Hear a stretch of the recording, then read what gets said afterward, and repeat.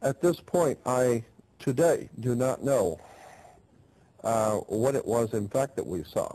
But when we got back to the hotel, the motel that night, Paul said that he, about a half hour, 45 minutes, something like that, after he fell asleep, he woke up totally awake, and something picked him up, actually picked him up and set him up in bed involuntarily. And the moment he sat up, a light came on over his head like a little dim night light. And he looked up to see an alien's face with the typical alien's face with the bubble eyes, but it was glowing, and you could see through it. You could see the ceiling through it as if it were a hologram of some kind. And it was glowing, looking at him, and he said it slid across the ceiling, went across the ceiling, hit the wall, and came down to where it was even with him sitting in bed. It went through the wall and disappeared. But Ivy, in my room, was laying so that she could see the door, and she said she saw the glowing on the wall, but she couldn't tell what the light was because it wasn't very bright. And she said, but when she opened her eyes to see the glowing of the light in Paul's room, which was the face on the wall, a little red, tiny little red dot of light came through Paul's room and came in and hovered over her.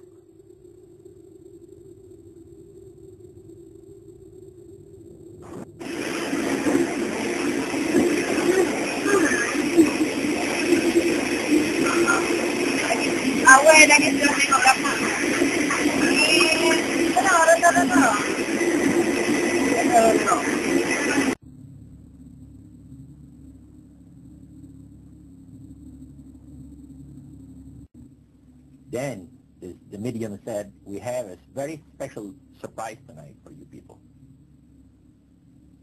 A spirit will manifest itself openly here in a few minutes. And it's like a big gust of wind hit the building and right through the wall. And that translucent being seemed to come right out of the wall. How did you feel right at that moment? It's almost like my heart stopped a little bit, you know, very weird feeling. So it was a lady in a beautiful evening gown, swirling. And she said to Mary, my dear sister, you are so wonderful to have asked for me. And Mary fainted and fell right off her chair on the floor. And a couple of guys jumped up and picked her up, and spirit gone. And that was the beginning of it. That's how you got into it. Yeah, that's the way to do it. After a while, you see, there's something interesting about the human mind. You can adjust to an awful lot of stuff. You can adjust to a lot of things that would terrify you to begin with. After a while, they become common and ordinary. So you mean contact with the supernatural can become commonplace and ordinary and doesn't bother anybody? Yeah. In other words, the more that you do it, you're not uncomfortable. That's right. It's not.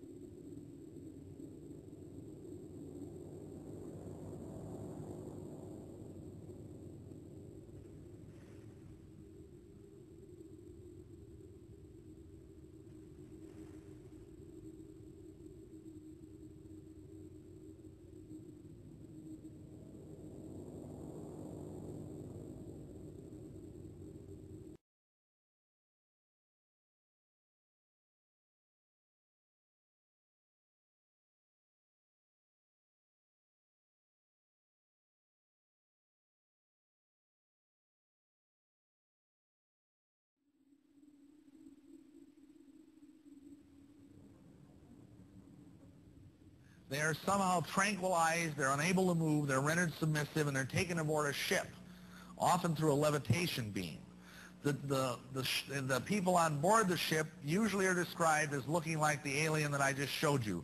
They're very short, 3 to 4 feet tall, big heads, huge eyes, no genitals, vestigial mouth and nose and ears, in other words, not very much of those in evidence, and they stink. They smell like sulfur.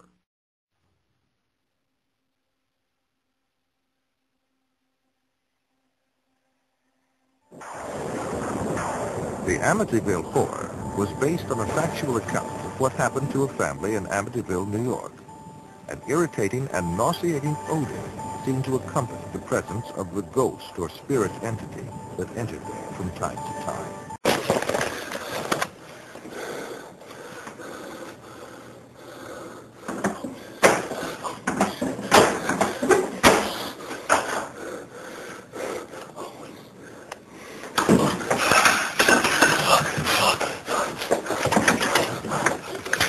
Many things have happened to you here in Dublin.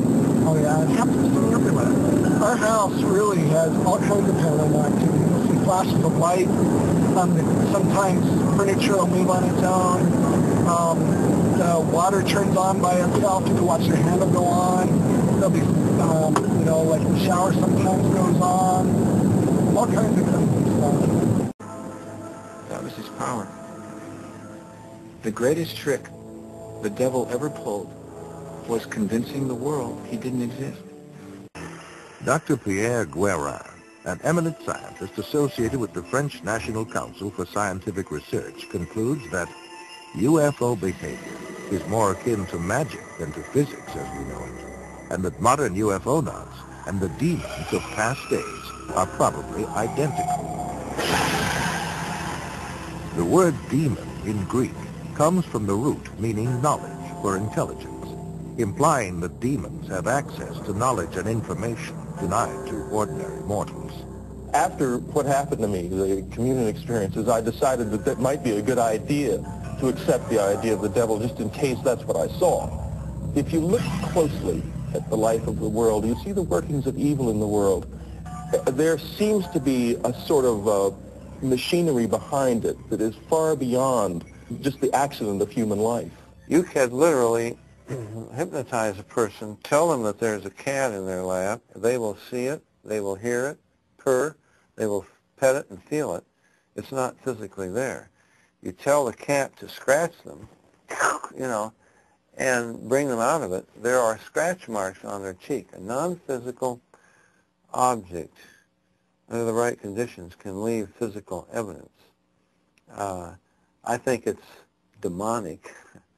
It's a spiritual power of some kind for which there is no physical explanation.